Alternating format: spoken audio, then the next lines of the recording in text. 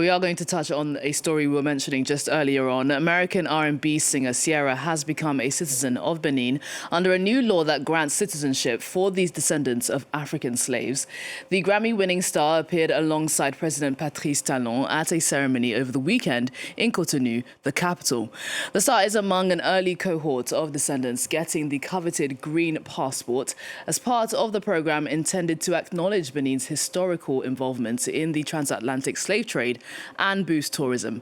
Some say it's Benin's latest attempt to expand its soft power and influence.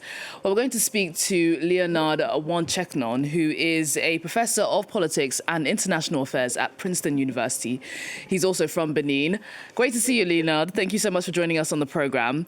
As somebody from Benin, I do want to get your opinion on this law. How do you feel about this, about descendants of African slaves getting the chance to get citizenship now? Oh, thank you very much for having me. I think this is wonderful for two reasons. First, because it strengthens the ties, the historical ties between African American and Africans, particularly Beninese.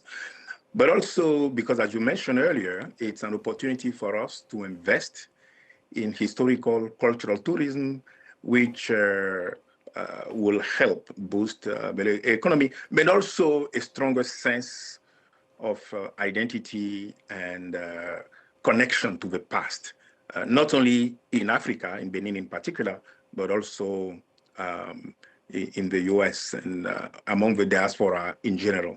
Well, this idea of connection must be what's driving a lot of people to now sign up. We've had Ciara now become a citizen, and I also read that millions of Brazilians are actually signing up on that platform to be able to get the chance to get citizenship as well. Why do you think this scheme has become so popular?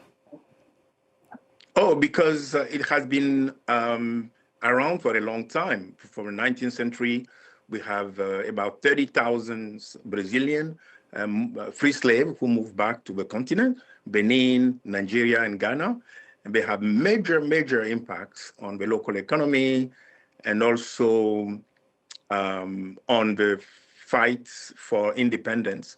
And I also know that, for instance, many of the major historical figures in the diaspora, like W.B. Du Bois or Arthur Lewis, the Nobel Prize in Economics, they all were involved in